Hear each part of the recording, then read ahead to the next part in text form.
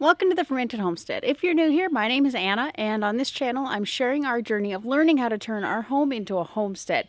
Today is a bit of a different kind of a video than what I normally do. I have been so unbearably busy lately, and I've just been getting as much done as I can when I can get it done, and it's really difficult to try and fit in filming it and kind of showing what I'm doing and things like that. So basically, ever since all of this kind of toilet paper shortage thing has begun, my work has just been insanely busy, and I just don't have time to do a whole lot of anything. I'm working a lot of hours. I can't even quantify how many hours I'm actually working, but it's a lot. And so recently I was given the opportunity to actually take off a couple of extra days off. So that's what I did. And I was able to get a bunch of stuff done. Not as much done, obviously, as I would like to, because I always overestimate what I'm actually able to do. But I did get quite a fair amount of stuff done, and I figured I'd just come and show you what I was actually able to do. So I was able to borrow these two tillers from, and they weren't quite enough to get the job done that I needed, but we got a pretty decent amount of it done. And then we also finished up the chicken coop. We finished it all. We got it completely wrapped in OSB. At some point I'll come along probably and paint it, but for now it's fine. Got the linoleum laid down, got the roosts in, the little vents and stuff in, got the windows on. Still need to come up with some kind of a opening holding attachment. The windows are covered in chicken wire, so I'm not quite as worried about that, but it is still a thing. Someday this will be, I left this out as an open space for nesting boxes, and up there I wrapped each one of these rafter openings in chicken wire as well. And just so you can kind of see,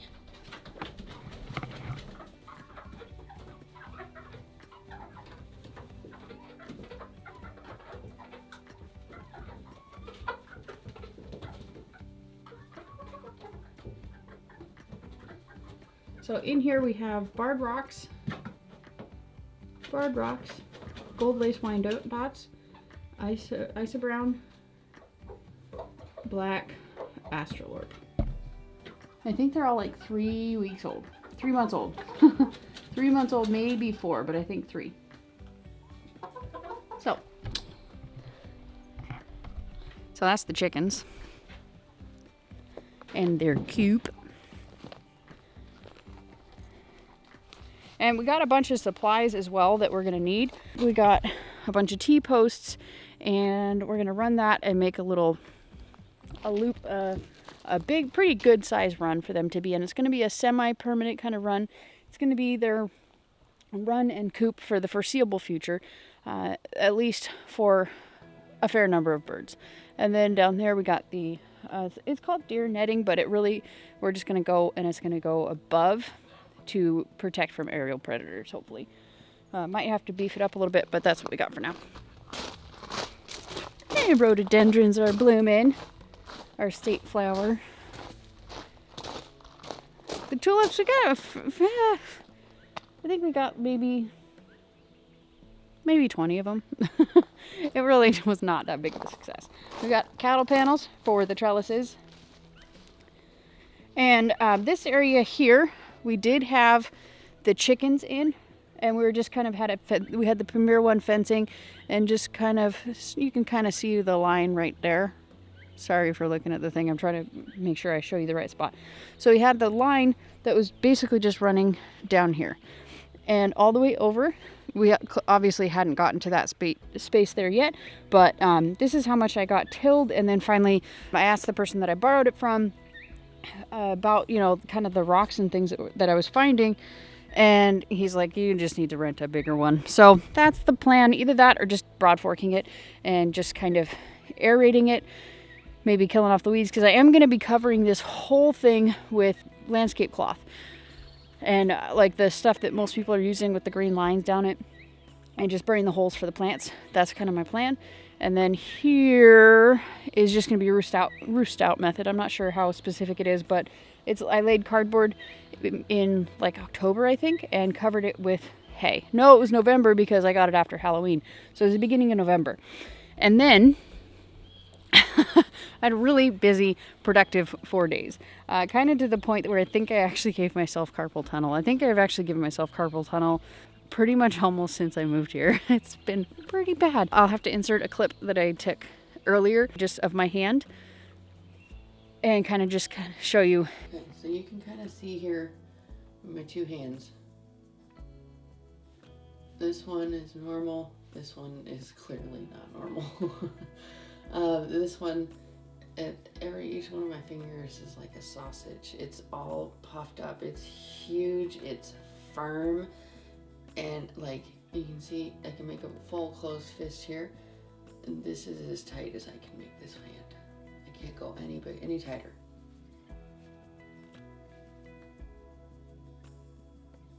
That's one of the things that's going to be coming up. I'm going to do a bit of a series on attempting to kind of just,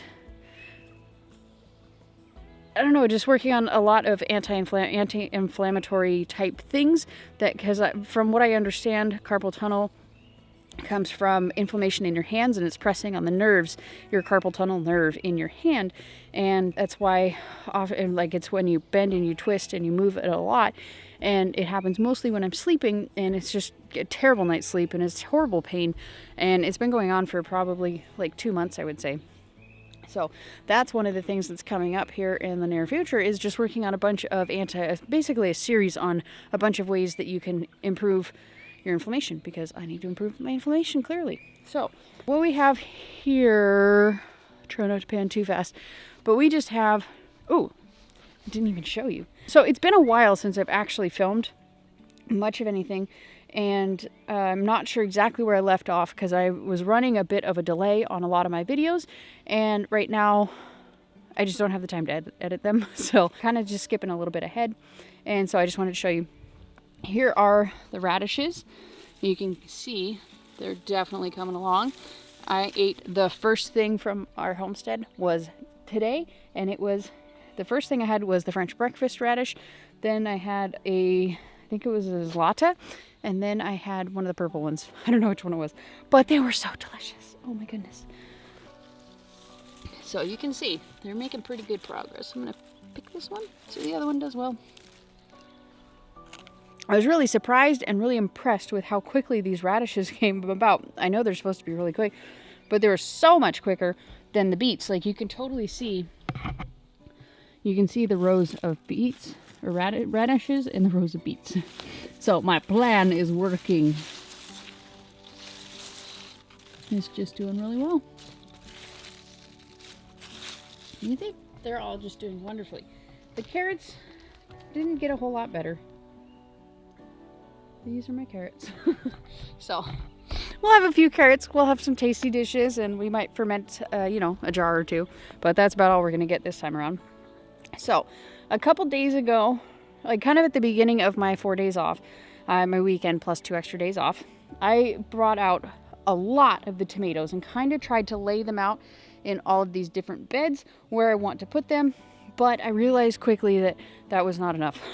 So I've kind of calculated I can fit 18 in each of these beds, and that bed, once I get it filled up, I can fit 22 in that bed. So I can fit 166 tomato plants if I plant 9 in each of these, and like I said, and then another 22 in that one. And then I'm going to be building 3 more of ones just like that. I have most of the supplies for it. I think I need to get a few more 2x4s. It took a little more than I thought it would. I wasn't taking into account the slats, and then also they got ones that were the 92.5-inch ones instead of the 8-foot ones, so I was short like a little bit on each one. So that was a bummer, but life goes on. So we have all these.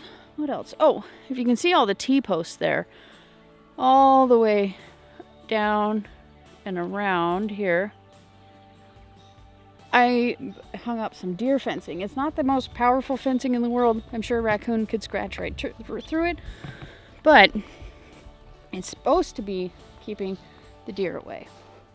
And it's just this cheapo kind of plastic.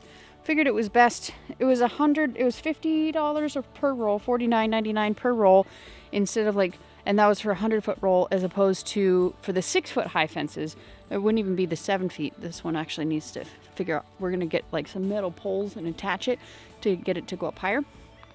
But for the actual metal ones, it was, even for the horse fencing, it wasn't even ones that had this tight of a mesh to it. They were, I think it was $250 per roll. So I figured it was better to take a chance on this working and save, you know, like 80%. So it was worth it, I think. I got them pretty darn straight. And if y'all never tried to actually pound in 8-foot tall T-posts, it's tough. So then, I also tried tilling this spot up before I actually came up with a plan. I did come up with a plan, but Robert gave me the idea for the plan, and that was to terrace my beds. So I made it. Like it's 6 inches taller here than it is here, and it actually worked out perfectly. I didn't have to do anything to level it at all. And actually this is straddling where I dug it down. It's actually up on the ridge, and it was a perfect fit. So he saved me so much work with that idea. And so I'm just going to continue to do that.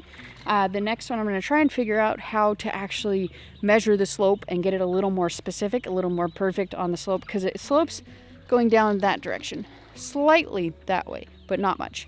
Not enough to need to compensate for it. It's mostly just downhill this direction. And then right about here, I would say, is where it stops and kind of goes flat. And that area I'm planning on keeping as kind of a grassy area to run meat birds during meat bird season until we actually get our forest logged. What else? Oh, today my son and his buddy Josh, in exchange for steak, helped me go into the forest with a chainsaw, and we harvested all of this down wood. These are gargantuan pieces of wood. It's a mixture of different aged dropped stuff. There's some here that's really old. I think that one there might actually be a cedar, but I think it's old enough that I'm not going to worry about it, and it's a small enough quantity. I think this is fir.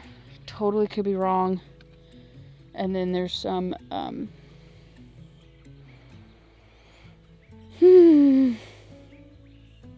I can't think of the name of that, but anyways, there's some of that as well. And I haven't decided if it's going to go in here. And I haven't decided yet if I'm going to lay them down or if I'm going to cut them into appropriate size rounds and put them like round side up. I haven't decided on that one. I'll probably clue you in on that video next weekend, because next weekend is when I'm going to be doing that. So, because it's already Thursday. And so you can see here, we got all the meat birds. We got 3 tractors here of meat birds. And they're making some cute noises. They're probably attacking each other, but it sounds cute. Oh, now they're quiet. Now that I roll in.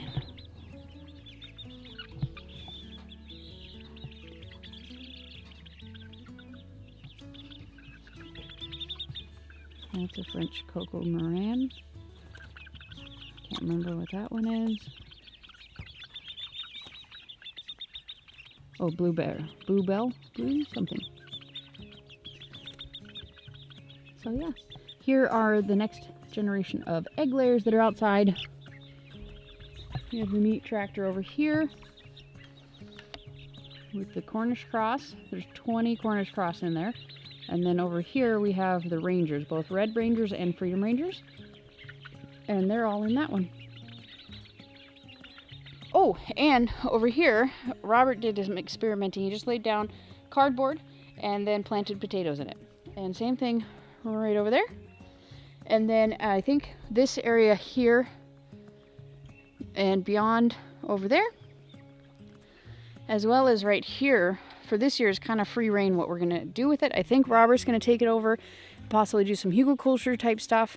I'm not sure exactly what he's going to do with it, but where the meat birds are now, and then right here, and then one here, possibly 2 8-foot ones at the end there, going to be more beds. We're just going to see how it goes. And so I'm going to plant tomatoes everywhere possible, because that's my main crop here is potatoes in the raised beds. Tomatoes, pardon me, in the raised beds. That's what's going to be the main event in all of these. Everything else is just going to get planted around it, as well as peppers. Peppers also are going to be very important in here. Those peppers are down in that greenhouse. And then this whole long thing, that whole strip there, that is going to be all the bigger items, all the squashes, winter and summer. I might put a couple in here, a couple summer squashes, things like that, but also like cabbages, broccolis, things like that. Just the things that take up more space, and I don't want to take up space in my raised beds because these are going to be, like I said, these are going to be tomatoes. So, like I said, I've just had a really hard time actually being able to film anything, and I didn't want to leave you guys hanging and wondering what's going on over here on the homestead, but as you can see, there's just a lot going on, and it's really hard to keep up on filming and letting you guys know.